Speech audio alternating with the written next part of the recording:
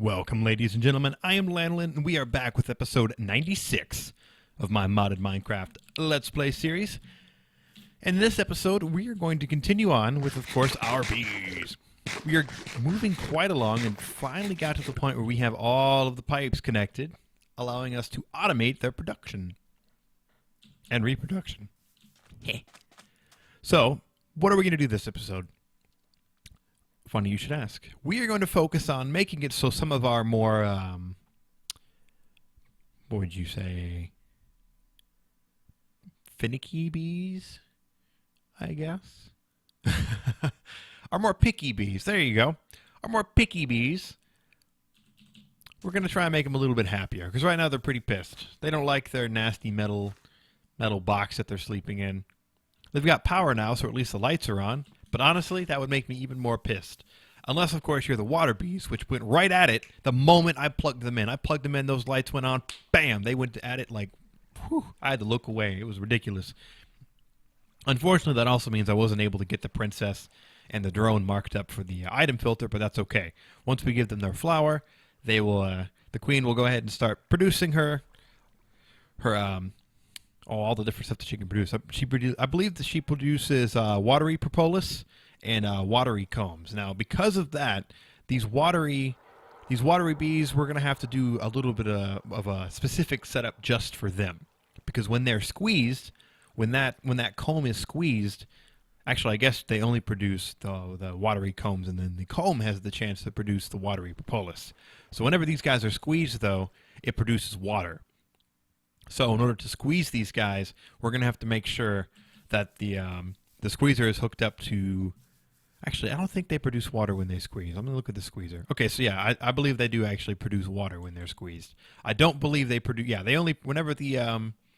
So we're going to need to make sure that we have a squeezer set up specifically for any watery propolis that comes out of the centrifuge. So, yeah. I'm pretty sure that's correct. I'm pretty sure it's the... yeah. No, I'm right. Yeah, I'm good. Sorry. I'm just looking at my notes, just making sure that everything is correct. I don't want to set us up for failure. So yeah, whenever you're working on automating the automating the water bees, make sure that you have a squeezer separate for the watery propolis, because it's going to produce water as well as a possible propolis. So that's kind of important. So what are we going to do? Well, first things first, we need to make sure that these guys are all well and good. So who do we need to automate? We need to make sure that we have a desert biome. I think, here we go. Yeah, so these upgrades are going to make sure that these guys get the stuff that they need. Right now, this guy hates living here. Hostile environment. He probably doesn't like it because it's really hot. Or because it's not hot. It's too cold. He's like, ugh, it's humid here. It's nasty. So what are these guys like? So nice short lifespan. We can kind of look through here using our awesome bee analyzer, or bee-alyzer, if you will. And some honey drops. We can see that we have this arrow right here, down and up, meaning that you can go up a climate and down a climate. And then the humidity tolerance, you can go down one. So I'm not sure. I think below hot would be warm, and then above hot would be like hell. So like the nether. So you could put your modest queens in the nether, and then humidity needs to be either like as humid as it could possibly get, which I'm pretty sure that's what arid means, and then below. So they're pretty finicky. So it needs to be hot as hell, and humid as all holy cow. Actually, I think it's the other way around. I think arid means it's super dry. So it needs to be super dry and hot as hell. I think we can do that. Wow, there's actually a hell upgrade. So we could do that one, but no, we don't have to worry about that. We want to make sure we're going to go with the desert emulation, and it needs to be pretty dry. And I think right now it's not dry at all. I like the way this guy does it better. Yeah, so it's normal humidity, not too hot outside. Wow, it's pretty nice here, actually. 76. Whew, that's pretty nice. But this guy hates it. So, desert emulation upgrade for sure. And where is it? Lifespan, cooler. Well, we don't want cooler. Heater. Nah. Humidifier. We want the opposite of that. We want to dry it out. There we go, dryer upgrade. So we want a dryer upgrade and a desert emulation upgrade. So if you're standing there with a pen and paper, or you're sitting there rather, I don't know. I mean, you might have a standing desk. It's kind of a new thing. But if you're sitting there with a pen and paper, make sure that you write down desert and you write down dryer. And we're going to need an automation upgrade for all of them. You can write it down, but just keep that in mind. Now, I'm writing these down too because I actually haven't looked over these first. I figured it'd be, good practice for me to write stuff down alongside you guys, so you guys can also get in practice of it. That way, we're not running back and forth and double checking and all that crap. We can just look at our list and be good to go. I think that's it. Now, we could grab the seal upgrade, but I'm gonna leave it for now because I'm not sure if there's anything else we might want instead. So we're just going to grab these 3 for now. So let's run over here. This guy is good to go. He's happy. He's completely automated. And actually, you can see that I think he's actually already gone through his cycle. Well, maybe not. Maybe not. Because it was raining. Okay, so what? Oh, I know why that's not working. Yeah, some of this stuff might get tossed around because some of these guys aren't actually... Oh, yeah, I didn't hook them up. Nope, okay, so those guys might end up going in here just because I don't actually have any filter set up on this guy. But once we get these upgrades in here, everything will be good. Okay, so Tropical Queen. Let's go ahead and scan her up, see what she likes. Damp, warm, warm. See, up 1, up 1. Okay, so here's where the issue came in with this guy. If this guy was back and forth, like if he was okay with it being like, I think the level below warm would be normal, and I think the level below damp would be normal. So if they had the arrows facing downwards as well, we'd be cool. These guys would be happy. All would be happy. Everyone would be chill.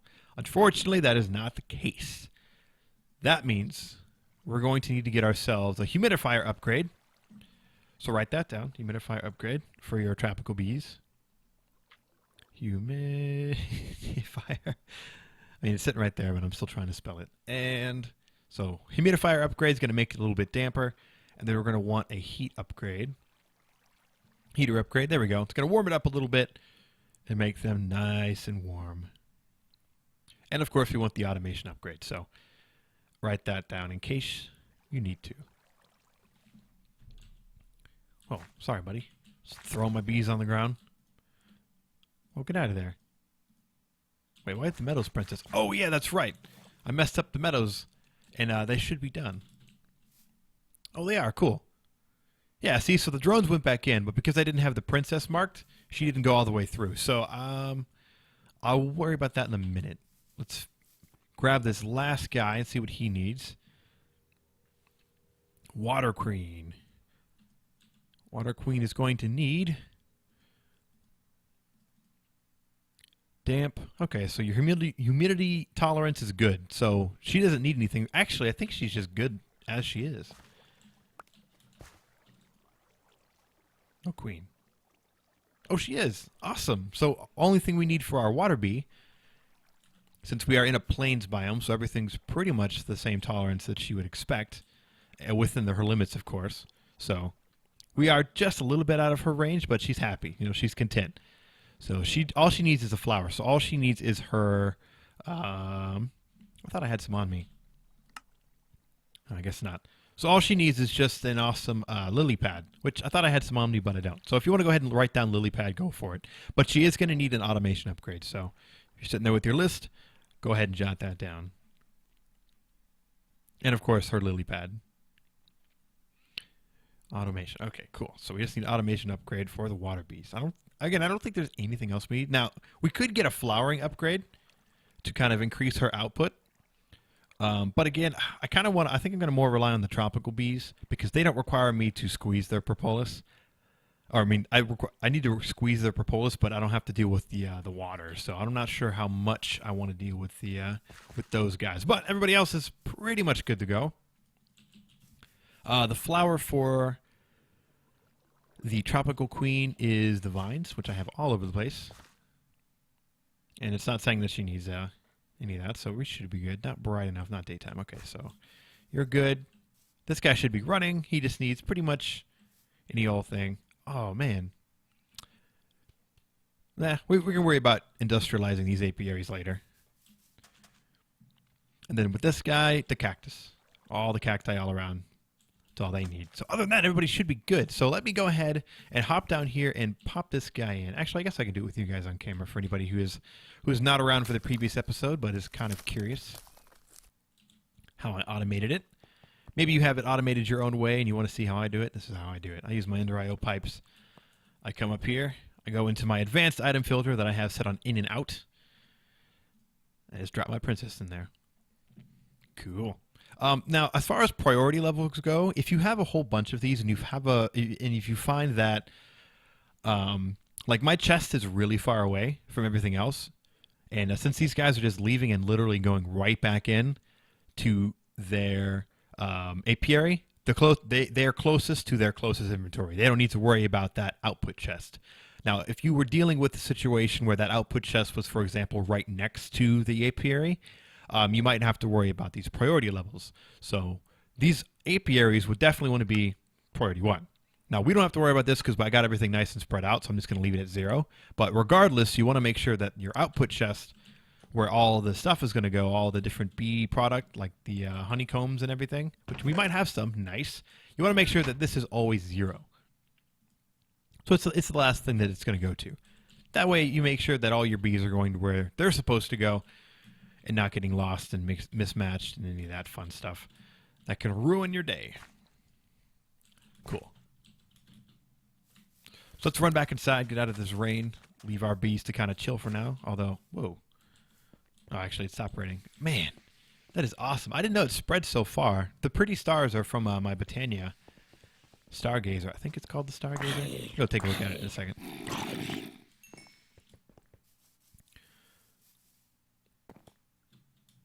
Can fly up. Starfield crater. Yeah. It's pretty dang. I love it.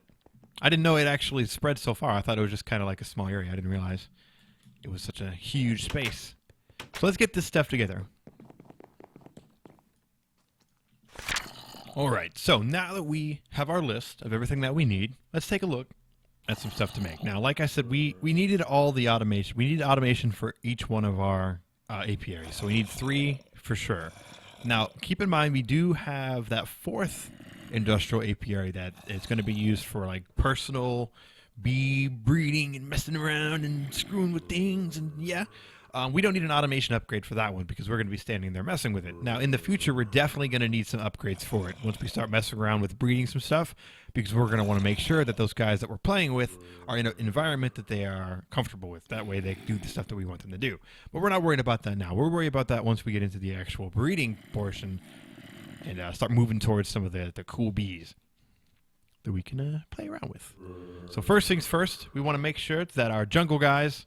Actually, I guess that's not in the correct order of our list. If we went in the correct order of our list, we should start with our desert bros first. And that means making a desert emulation upgrade. So we're going to need a lot of these upgrade frames. So let's actually just go ahead and make a bunch of them up front. Let's make like... Oh, man. Wait, how am I out of gold? Oh, I'm not actually out of gold. It's just being a turd. I guess this gold didn't go into the chests or the compact drawers. I wonder why that is. Okay, so back to Gendustry. Like I said, we need a whole bunch of these upgrade frames, so we might as well make a bunch. I'm going to say let's make like 20 altogether. 2, 3, 4. Cool. And toss them all in there. Desert emulation upgrade, climate control module. Not too bad. We just need a quick gear. A quick forest or thermal expansion gear, preferably. Wait for it to switch. There we go. Nice. These are much easier to make. So we have climate control. Boom. Toss them in there. And we're probably going to need to make more of those. So let's actually make a few more bronze gears and make one more. I have a feeling that we're going to need more than that, but screw it. Ooh, golden chipset. Wasn't expecting that. Cool. We haven't used our lasers in a while. Do we even have any lasers? I'm pretty sure we do. I'm going to feel silly if we don't, but I'm pretty sure we do. Lasers? Lasers? What?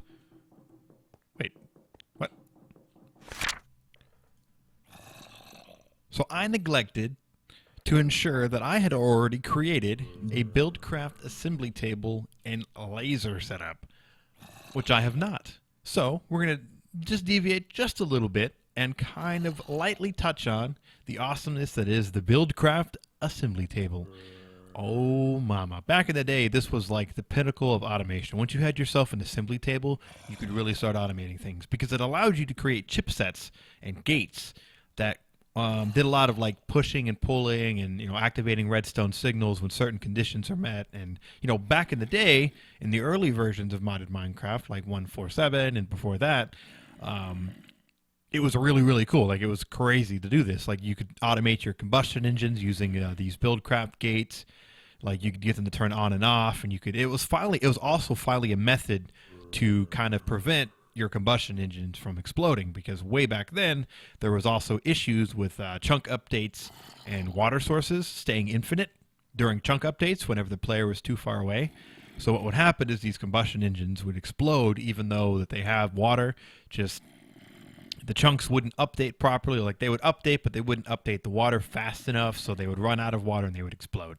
It sucked. And then the Buildcraft pipes came along, or then the Buildcraft gates came along and made it possible for you to turn them on and off, meeting certain conditions. One being, it's too hot. Turn me off, please. Now, because a lot of forestry stuff and Gendustry stuff is all kind of intertwined with Buildcraft, I think Gendustry is, I want to say it's a Buildcraft I think you need both for Gendustry to work, I think. Or maybe just forestry and it's a different recipe. I'm not 100% sure. So much cross-mod compatibility these days.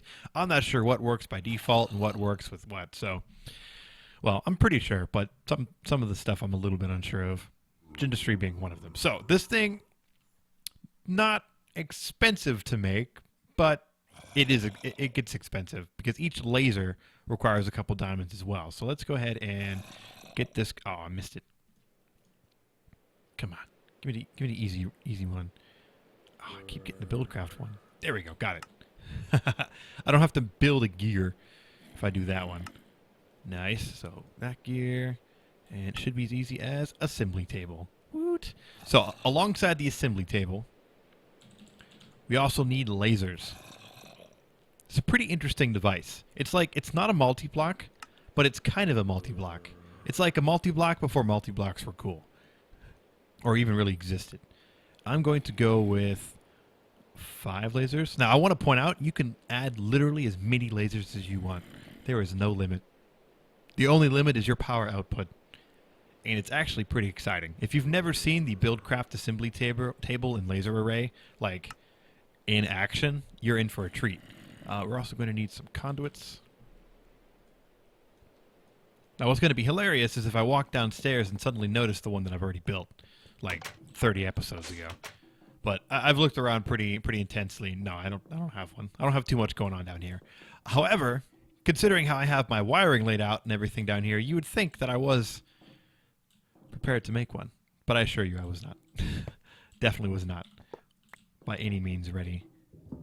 I'm totally honest in saying I thought I already made one, but whatever. So first things first, the assembly table itself is not what needs power.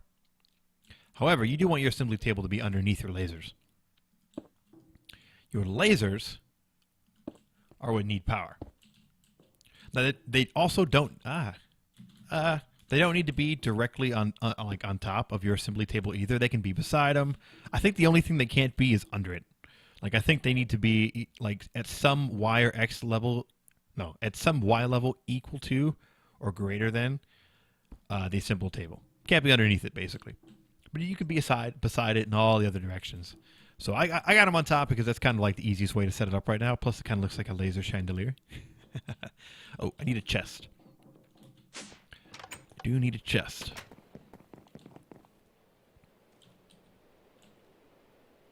Nice, we have one on stock. Don't need a big chest. Just need a little chest.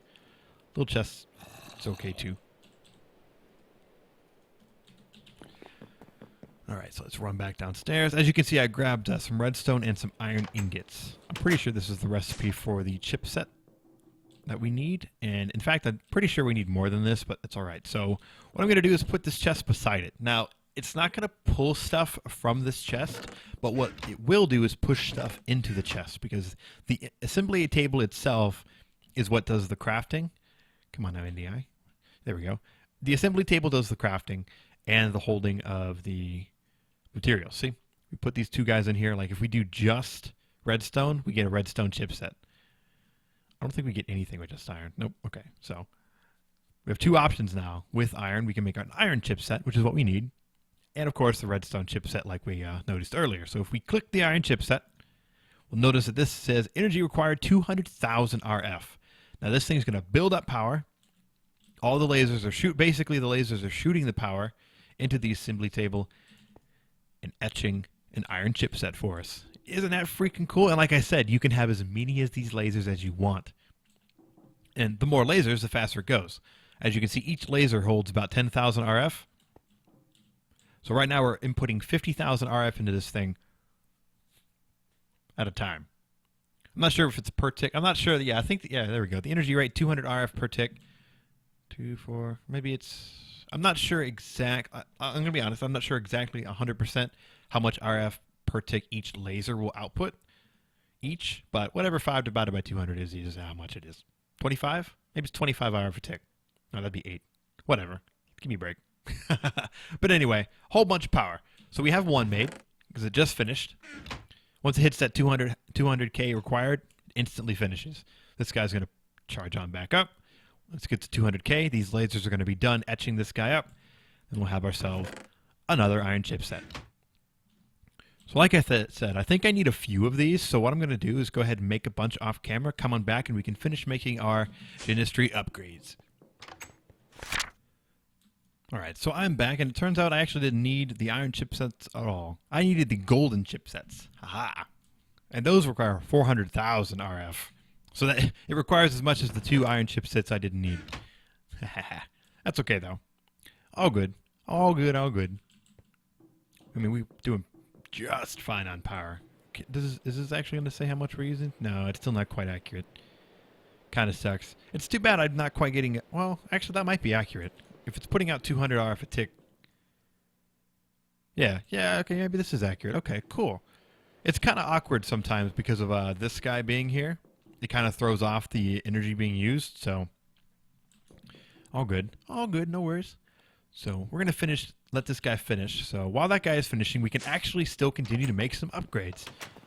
So I went ahead and looked through all the different recipes to make sure that we didn't need any other chipsets, so I could get them going. You know, turns out we're good. We actually only need that golden chipset.